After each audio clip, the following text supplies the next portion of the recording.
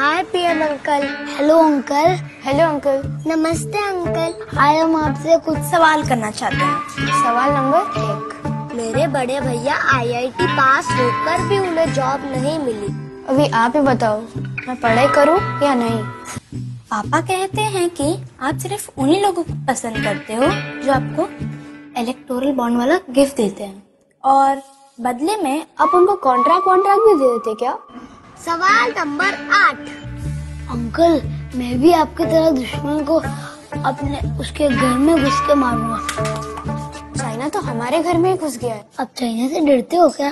বন্ধুরা, আপনাদের যে ভিডিওটা দেখিয়ে শুরু করলাম, হয়তো আপনারা বুঝতে পারলেন কিনা জানি না, কি নোংরা রাজনীতি কোথায় এসে পৌঁছেছে। মোদি সরকারের গভর্নমেন্টকে যেন তেন উপায়ে ফেলতেই হবে, সেই কারণে নির্লজ্জ প্রয়াস ছোট ছোট বাচ্চাদের, যাদের এখনো সংবিধান পারমিট করে না তাদের গণতান্ত্রিক অধিকার প্রয়োগের জন্য, তাদেরকে পর্যন্ত ব্যবহার করা হচ্ছে বিজ্ঞাপনের কাজে। মোদি সরকারের বিরুদ্ধে তারা রাজনৈতিক প্রশ্ন তুলছেন। সেখানে একদিকে যেমন চায়নাকে মোদি সরকার ভয় পায় তেমন উল্লেখ করা আছে, অন্যদিকে চাষির আত্মহত্যা থেকে শুরু করে 15 লাখ টাকা কেন ফেরত দেওয়া হয়নি, এই বিভিন্ন রকমের প্রশ্ন করা হয়েছে মোদি সরকারকে, তাও আবার বাচ্চা বাচ্চা শিশুদের দিয়ে। এইটা হচ্ছে নির্লজ্জ প্রয়াস আমাদের বিরোধী রাজনৈতিক দলগুলির। এই নিয়ে পুরো ভিডিওটা আপনাদের দেখাবো, দেখলে আপনাদের গা শিহরিত হবে যে রাজনৈতিক দলগুলি কতটা নিচে নামতে পারে, তার একটি সাক্ষী আজকের পর্বেই আপনারা থাকবেন। নমস্কার, welcome to simple as ABC. আপনাদের সকলকে স্বাগত জানিয়ে শুরু করছি অত্যন্ত গুরুত্বপূর্ণ একটি পর্ব। যেমন আপনাদের বলছিলাম, রাজনৈতিক সংস্কৃতি এখনকার দিনে একেবারেই নষ্ট হয়ে গিয়েছে। বিভিন্ন ক্ষেত্রে আপনারা দেখছেন যে রাজনৈতিক দলের নেতৃত্বরা অন্য দলের নেতা নেতৃত্বদের যে কুরুচিকর ভাষায় আক্রমণ করছেন, কিংবা কলকাতা হাইকোর্টের মতো নিরপেক্ষ সংস্থাকেও এইভাবে কদর্য ভাষায় আক্রমণ করা হচ্ছে, তা আগে কখনো ঘটেনি। আজকের পর্বে আপনাদের নতুন আরো একটি তথ্য দেখাবো, যা দেখলে শিউরে যাবেন। এতদিন পর্যন্ত এই পলিটিক্স থেকে বাচ্চাদেরকে বাদ দেওয়া হয়েছিল। বাচ্চাদেরকে অন্তত কোনো বিজ্ঞাপনের কাজে এতদিন পর্যন্ত পলিটিক্সে আমি ব্যবহার করতে দেখিনি। কিন্তু দেখুন কি নির্লজ্জপনা বিরোধীদের, তারা বিজেপি সরকারকে আক্রমণ করার জন্য একেবারে ছোট ছোট বাচ্চাদেরকে নিয়ে একটি ভিডিও বানিয়েছেন, এবং সেই সমস্ত বাচ্চারা প্রশ্ন করছে মোদি সরকারের কাছ থেকে, যে ধরুন বলছে আমার বাবা মায়ের মধ্যে ঝগড়া হচ্ছে, তার কারণ আঙ্কেল আপনি দাম বাড়িয়ে দিয়েছেন জিনিসপত্রর। কেউ বলছেন আমার দাদা আইআইটি থেকে পাশ করেছে কিন্তু চাকরি পাচ্ছে না, এর জবাব দেবেন আঙ্কেল। এই ধরনের বাচ্চাদের ব্যবহার করে তীব্র আক্রমণ করা হয়েছে, এবং সব শেষে যে ভিডিওটা দেখাবো সেখানে আবার বলা হচ্ছে যে ভারতের মাটিতে ঢুকে চাইনা চলে আসছে, আঙ্কেল আপনি ভয় পাচ্ছেন। এই ধরনের পর্যন্ত একেবারে অত্যন্ত সেন্সিটিভ বিষয় নিয়েও বাচ্চাদেরকে দিয়ে বিজ্ঞাপন করিয়ে মোদি সরকারকে আক্রমণ করা হচ্ছে। এই পুরো ভিডিওটা আপনারা দেখুন, রাজনীতি কোন জায়গায় নিয়ে যাচ্ছে আমাদের বিরোধীরা, আমাদের রাজনৈতিক দলগুলি। প্রশ্ন উঠবে আপনাদের মনেই, দেখুন। Hi PM uncle. Hello uncle. Hello uncle. नमस्ते अंकल। हाय, हम आपसे कुछ सवाल करना चाहते हैं। सवाल नंबर 1, मेरे बड़े भैया आईआईटी पास होकर भी उन्हें जॉब नहीं मिली। अभी आप ही बताओ, मैं पढ़ाई करूं या नहीं? सवाल नंबर 2, मेरे मम्मी पापा के बीच लड़ाई बहुत हो रही है, पता है क्यों? सब कुछ महंगा हो गया, क्या आप महंगाई को कम नहीं कर सकते? सवाल नंबर 3, अंकल मेरी माँ जिसके घर काम करने जाती है ना, उन्होंने एक और नई गाड़ी ले ली, और इधर खर्चा चलाने के लिए पापा ने अपनी स्कूटर भी बेच दी। अमीर लोग और भी अमीर होते जा रहे हैं। क्यों अंकल? सवाल नंबर 4, अंकल पता है लल्लू के पापा ने क्या किया? उन्होंने इससे लटक के अपनी जान ले ली।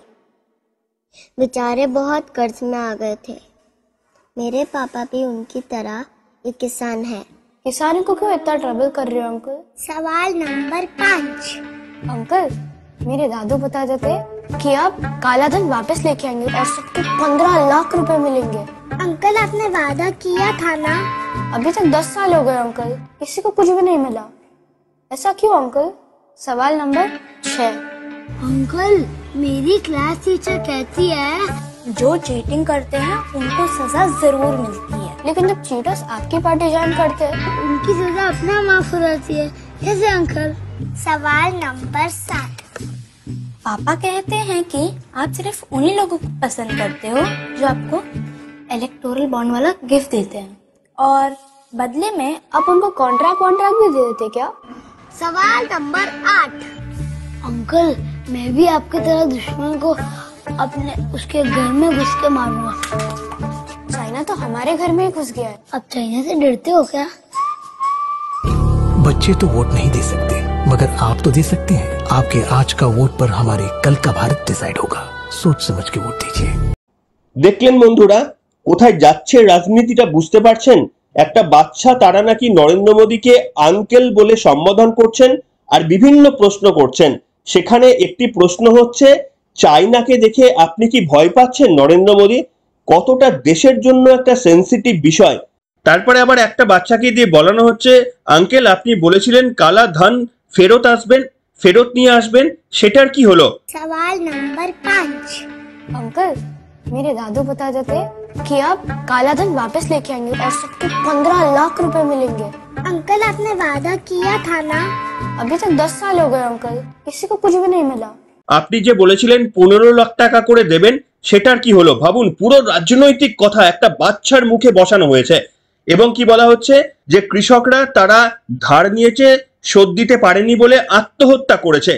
सवाल नंबर 4।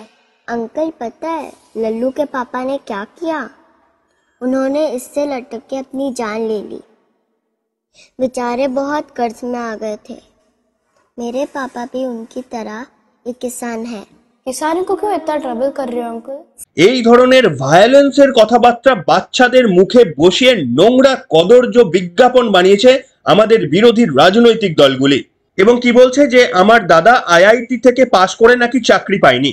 আচ্ছা, একটা ইনস্টেন্স দেখাতে পারবেন এই দেশে যে আইআইটি থেকে পাশ করে চাকরি পায়নি? হ্যাঁ, হতে পারে। একটাই উদাহরণ আছে, কেজরিওয়াল।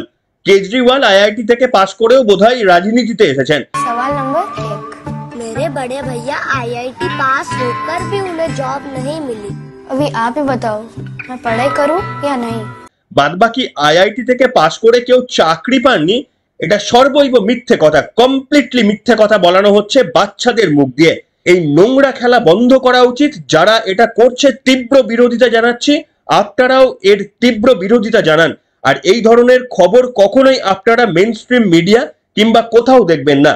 কিন্তু বিরোধীরা তাদের জেতার জন্য এতটাই মরিয়া হয়ে গিয়েছে, বিজেপি সরকারের পতন তারা যে কোনো ভাবে ডেকে আনতে চায়। সেই কারণে এই ছোট্ট ছোট্ট নিরাপরাধ ফুলের মতো শিশুদেরও ব্যবহার করতে পিছপা হচ্ছে না তাদের রাজনৈতিক অভিসন্ধি স্বার্থ সিদ্ধি করার জন্য।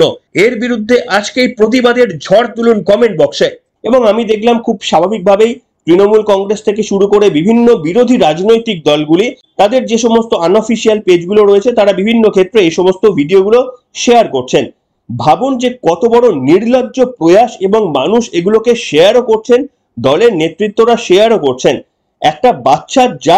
একটা বাচ্চা যার ভোটাধিকারী প্রয়োগের অধিকার আমাদের সংবিধান দেয় না, তা সত্ত্বেও বিভিন্ন রাজনৈতিক প্রশ্নগুলো তাদের মুখে বসিয়ে একেবারে সমাজে একটি ইমোশনাল বার্তা তৈরি করার নির্লজ্জ প্রয়াস করছে আমাদের দেশের রাজনৈতিক দলগুলি।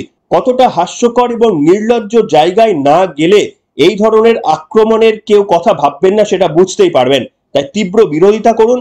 আজকের দিনে যদি এগুলোকে বিরোধিতা করতে না পারেন, আজকের দিনে যদি বিরোধীদের এই কদর্য রূপের জবাব দিতে না পারেন, তাহলে আগামী ভবিষ্যৎ সত্যি সত্যি আমাদের জন্য অত্যন্ত কঠিন।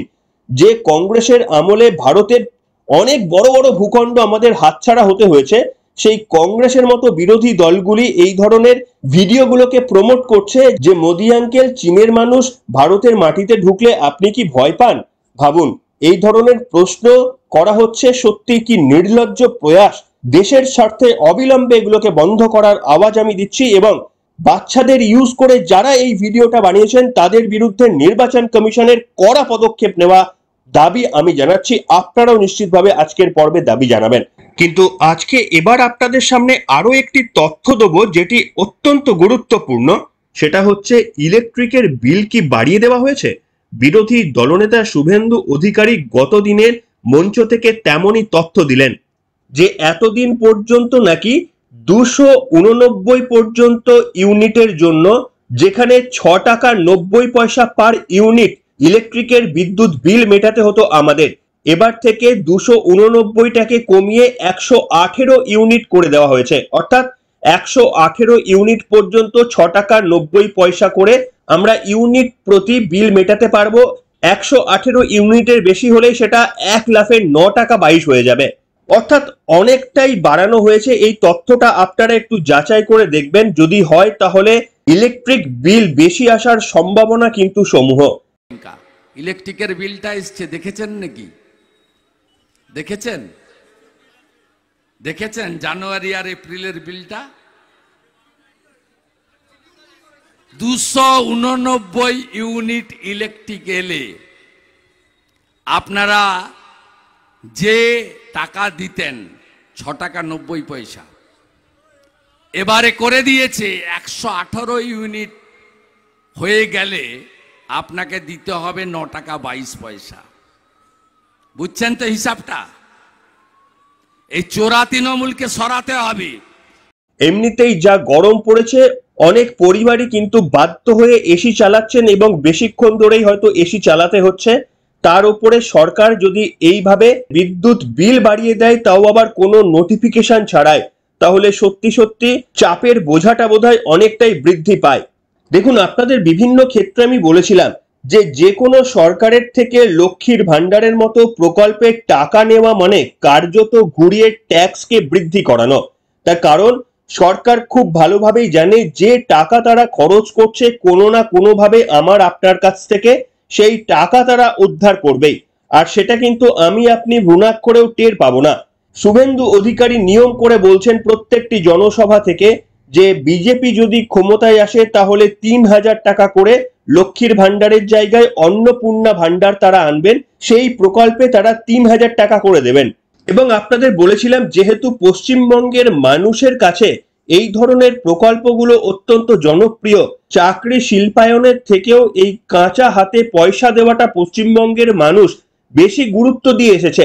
সেই কারণে আগামী দিনে যে দলই ক্ষমতায় আসুক না কেন, তারা কিন্তু চাইবে মানুষের এই আবেগকে কাজে লাগাতে, এবং সেই কারণে তারা রাস্তাও কিন্তু অবলম্বন করতে পারবে যে একদিকে টাকা দিলে আরো একদিকে বা আরো 10 দিকে টাকা আদায়ের কিন্তু পরিকল্পনা তাদের থাকে।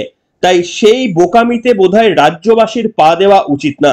এবার থেকে অন্তত আমাদের সতর্ক হওয়া উচিত যে লক্ষ্মীর ভান্ডার, অন্নপূর্ণা ভান্ডার এই সমস্ত নয়, কর্মসংস্থান, সঠিক শিক্ষার উপর যারা কথাবার্তা বলছেন, যারা শিল্পোন্নয়নের চেষ্টা করছেন, তাদের ওপরে কিন্তু সমর্থন থাকা উচিত। এখনকার মতো এখানে শেষ করলাম, দেখা হবে আগামী পর্বে। সবাই ভালো থাকবেন, গুড বাই।